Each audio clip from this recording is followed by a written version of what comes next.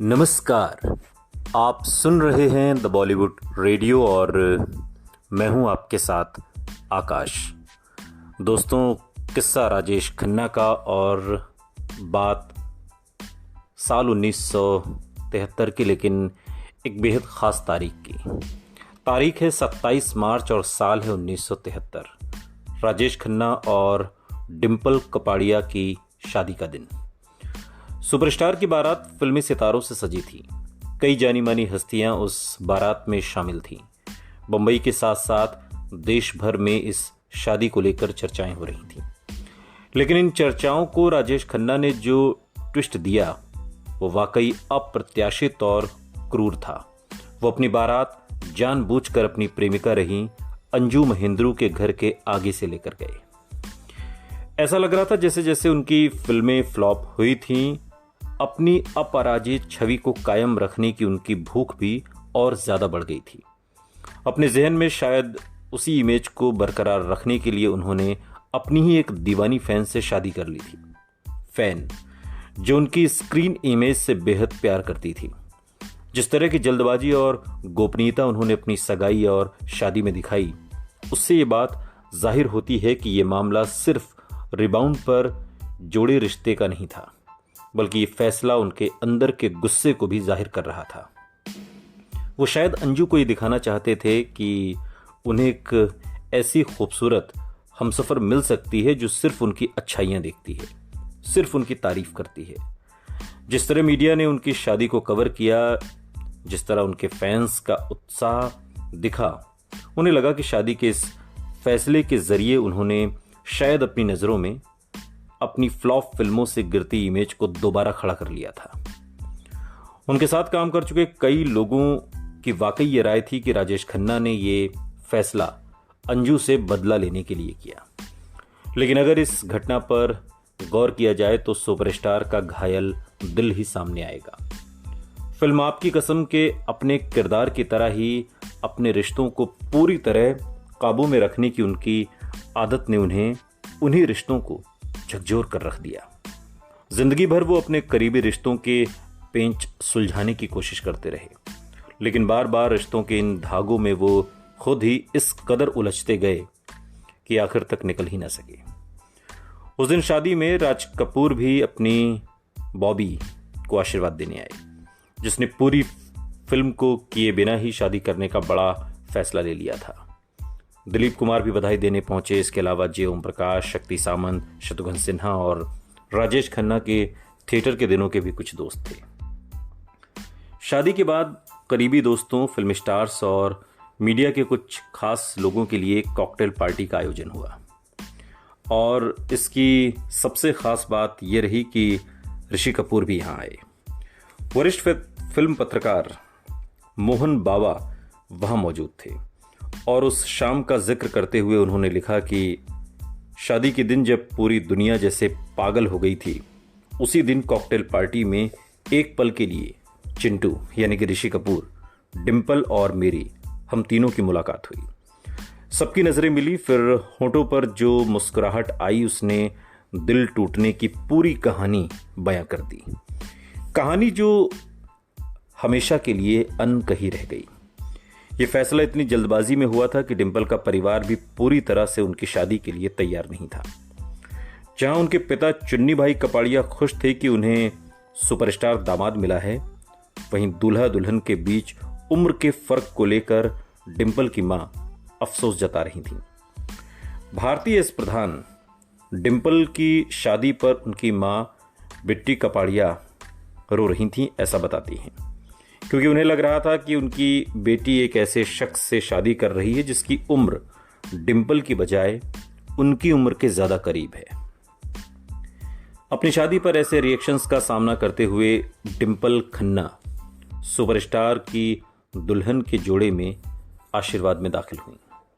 शादी के कुछ समय बाद फिल्म पत्रकार उमा राव ने राजेश खन्ना और अंजू महेंद्रू का इंटरव्यू लिया। ये दोनों इंटरव्यू उनके लेख What really happened between Rajesh and Anju में छपे। इसमें शादी के बाद राजेश खन्ना के चेहरे की चमक के बारे में भी लिखा था और अंजू के मजबूती से आगे बढ़ने के बारे में भी। लेकिन दोनों पूर्व प्रेमियों ने एक दूसरे पर इल्ज़ामों की बौछार कर दी और टीनेजर्स की तरह एक दूसरे पर छींटाकशी करते नजर आए। अंजू ने कबूल किया कि उनका रिश्ता घिसट रहा था और उन्हें ब्रेकअप से कोई हैरानी नहीं हुई। वहीं राजेश खन्ना ने भी माना कि डिंपल से शादी करने का फैसला उन्होंने रातों रात लिया था। इस बात पर अंजू का कहना था कि राजेश खन्ना को कम से कम उन्हें ये बताने की शालीनता दिखानी चाहिए थी कि वो किसी दूसरी लड़की से शादी करना चाहते हैं। 7 साल पुराने रिश्ते को खत्म किए बिना यूं आगे बढ़ जाना सही नहीं था। लेकिन सिर्फ अंजू ही नहीं, जिन्हें छोड़कर राजेश खन्ना आगे बढ़ गए थे। जहां उनकी शादी ने अंजू के साथ उनके रिश्ते पर ब्रेक लगाए, शादी के बाद स्टारडस्ट को दिए इस इंटरव्यू में उसने एक और रिश्ते में खटास डाल दी और ये रिश्ता था राजेश खन्ना का देवयानी चौबल के साथ। The best of stardust collection में दोबारा छपी इस स्टोरी में लिखा था, एक समय था जब अंजू, डिंपल या भगवान से भी ज्यादा खौफ राजेश खन्ना को अपनी पसंदीदा कॉलमिस्ट और राजदार से था। उसी के निर्देश के मुताबिक राजेश खन्ना सबसे इंटरव्यू के लिए मना कर देते थे और सारे स्कूप उसके लिए बचा कर रखते थे। देवयानी के मुताबिक वो पहली शख्स थी जिन्हें राजेश खन्ना की शादी के फैसले के बारे में पता चला था। बीबीसी की डॉक्यूमेंट्री द बॉम्बे सुपरस्टार में रिपोर्टर जैक पिजी से बात करते हुए देवयानी बताती हैं कि सुबह के 3 बजे नशे में धुत राजेश खन्ना ने उन्हें बताया था कि उन्होंने डिंपल को प्रपोज कर दिया है। उन्होंने देवयानी को फोन इसलिए किया था क्योंकि वो उनसे वादा कर चुके थे कि अपनी शादी की खबर सबसे पहले वो उन्हें देंगे। देवयानी वाकई खास थी। उन्होंने शादी के दिन राजेश खन्ना के सिर पर साफा बांधने की रस्म भी निभाई थी। लेकिन गड़बड़ तब हुई जब राजेश खन्ना ने शादी के बाद का अपना पहला इंटरव्यू देवयानी चौबल के बजाय किसी और को दे दिया, जिसमें वो अंजू के साथ रिश्ता खत्म होने की पूरी कहानी बताने वाले थे। इस इंटरव्यू को देवयानी चौबल को न देने की वजह बताते हुए देवयानी पर किताब लिख रही फिल्म पत्रकार सुपर्णा शर्मा कहती हैं कि राजेश खन्ना की शादी में शामिल होने के बाद उसी रात देवयानी अंजू से मिलने गई थी। वो अंजू को कई साल से जानती थी, लेकिन राजेश खन्ना को इस बात का पता चला तो वो बहुत नाराज हुए। हो सकता है कि देवयानी को इंटरव्यू न देने के पीछे एक ये वजह रही हो, क्योंकि राजेश खन्ना अक्सर ये काम करते थे। स्टारडस्ट में उमा राव ने लिखा कि राजेश खन्ना ने अपनी कॉलमिस्ट दोस्त को खो दिया था। उसने देवयानी ने ये स्टोरी हमें यानी कि स्टारडस्ट को देने के लिए राजेश खन्ना को कभी माफ नहीं किया। बीबीसी की डॉक्यूमेंट्री में देवयानी ने कहा कि मैं अब उससे नहीं मिलती, वो अपनी इमेज का बुरी तरह शिकार है। इस तरह वो 2 किरदार, वो 2 लड़कियां यानी कि अंजू महेंद्रू और देवयानी चौबल, जो संघर्ष और कामयाबी में राजेश खन्ना के साथ खड़ी रही थीं, दोनों ही उनकी नाकामी और अचानक शादी के बाद उनकी जिंदगी से बाहर हो गई। स्टारडस्ट के इस इंटरव्यू के लिए राजेश खन्ना से मुलाकात होते ही पत्रकार उमा राव ने उनसे कहा, शादी निश्चित रूप से आपको रास आई है। राजेश खन्ना ने मुस्कुराकर जवाब दिया, मैं खुश हूं, बहुत बहुत खुश। मेरी सारी टेंशन दूर हो गई है।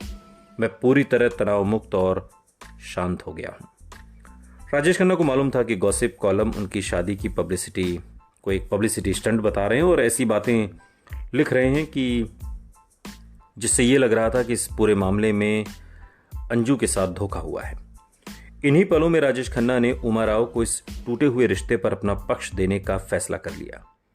उमा के मुताबिक जैसे जैसे राजेश खन्ना याद करते गए कि अंजू और उनके बीच क्या क्या हुआ था, उसकी आवाज में जज्बात जैसे उबल रहे थे। आंखें दबे हुए गुस्से से दहक रही थीं। कुटिल मुस्कान के साथ वो अपमान भरी बातें सुना रहा था। उस इंटरव्यू में राजेश खन्ना ने बहुत खुलकर अपने और अंजू के रिश्ते के बारे में बोला। उस वक्त उनके जहन में शायद ये ख्याल आया होगा कि इस इंटरव्यू की उम्मीद तो देवयानी कर रही होंगी। जब ये पत्रिका देखेंगी तो शायद उसे झटका लग जाएगा, मगर जब ये पत्रिका छप कर आई तो झटका खुद राजेश खन्ना को लग गया। वो बुरी तरह नाराज हुए। और उनकी नाराज़गी की असली वजह जानने में उमाराव को कई घंटे लग गए। डैम इट, वो चीखा, ये मेरी स्टोरी है और तुमने उसकी तस्वीर कवर पर लगा दी। वो अब भी खुद को ऐसे हीरो के रूप में पेश करना चाहता था जिसके साथ गलत हुआ है, या फिर शायद वो हर कहानी का हीरो बनना चाहता था। बाद के दिनों में उमा ने एक इंटरव्यू के दौरान इस बात का जिक्र किया। जब भी राजेश खन्ना के सुपरस्टारडम का जिक्र होता है तो हमेशा लिखा जाता है कि 1972 के अंत तक उनका सुपरस्टारडम खत्म हो चुका था। ये बात पूरी तरह गलत है। दरअसल सुपरस्टार बनने के बाद पहली बार उनकी कुछ फिल्में फ्लॉप हुई थीं, लेकिन ये बात इतनी बड़ी नहीं थी जितनी उस दौर के मीडिया ने बना दी। फिल्म मीडिया और इंडस्ट्री के कुछ लोग शायद उनके गिरने का जैसे बड़ी बेसब्री से इंतजार कर रहे थे। लोगों ने राजेश खन्ना की आलोचना की, उन पर अलग अलग तरीके से निशाने लगाए गए, उनके पतन का इंतजार किया, क्योंकि राजेश खन्ना की करिश्माई कामयाबी ने इन सब लोगों की तुलना में उन्हें बहुत ऊंचे मुकाम पर पहुंचा दिया था, और वो भी बहुत कम उम्र में। जो फिल्में फ्लॉप भी हुई थी उन्होंने भी अच्छी कमाई की थी और अपना पूरा खर्च वसूल लिया था। हाँ, उनकी ब्लॉकबस्टर्स की तुलना में ये काफी कम चली थी। जे ओम प्रकाश एक इंटरव्यू में बताते हैं कि बस कुछ फिल्में नहीं चली, इसका मतलब ये नहीं कि वो फिल्म इंडस्ट्री से आउट हो गया था। सच तो ये है कि उसने इसी दौर में बड़े बजट की कई फिल्में साइन की थी। फिल्म बिजनेस में जुड़े हम लोग जानते हैं कि यहाँ हर शुक्रवार किस्मत बदलती है। हमें पता था कि बस कुछ ही समय की बात है और राजेश खन्ना जबरदस्त वापसी करेगा। राजेश खन्ना ने खुद कबूल किया कि अपनी सफलता के चरम पर उन्होंने अपना एक तरीके से परिप्रेक्ष्य खो दिया था। उन्होंने माना कि वो बहुत अपने स्टाइल और एक्टिंग को दोहरा रहे थे। निर्देशक जोर देकर मुझसे कहते थे कि उसी तरह आंखें झपकाओ जिससे आराधना में किया था। इन अदाओं का ज्यादा इस्तेमाल ही बाद में मेरे खिलाफ चला गया। एक इंटरव्यू में राजेश खन्ना बाद के दिनों में कहते हैं, फैंस कुछ नयापन चाहते थे जो उन्हें राजेश खन्ना की अगली फिल्म राजा रानी में भी नहीं मिला। राजा रानी भी फ्लॉप हो गई। करियर में जो भी घट रहा था, राजेश खन्ना की निजी जिंदगी में खुशियां लौट आई थीं। मई 1973 में जब पूरी फिल्म इंडस्ट्री में राजेश डिंपल की शादी का जश्न मनाया जा रहा था, लगभग उन्हीं दिनों एक और खास घटना हुई।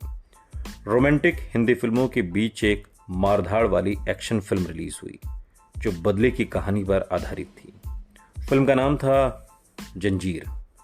हीरो थे फिल्म आनंद में राजेश खन्ना के सहनायक रहे अमिताभ बच्चन, और इस फिल्म को लिखा था राजेश खन्ना की खास रही स्क्रिप्ट राइटर्स की जोड़ी सलीम जावेद ने। फिल्म ने कामयाबी के झंडे गाड़ दिए और इसी के साथ हिंदी सिनेमा को एक नया नायक मिला, एक एंग्री यंग मैन। ये किरदार राजेश खन्ना की तरह नौजवानों को खूबसूरत रोमांस की सपनीली दुनिया में नहीं ले जाता था, बल्कि अपने ऊपर हुए जुल्मों के खिलाफ खड़े होकर आवाज बुलंद करता था। अपने नफासत भरे गुस्से से ये एंग्री यंग मैन रोमांटिक कहानियों में डूबे दर्शकों को जैसे याद दिला रहा था कि और भी गम है जमाने में मोहब्बत के सिवा। मगर राजेश खन्ना इस बात को समझ ही नहीं पाए कि मोहब्बत अब बीते दौर का फसाना है। दर्शक कुछ नया चाहते हैं। सुनते रहिए द बॉलीवुड रेडियो, सुनता है सारा इंडिया।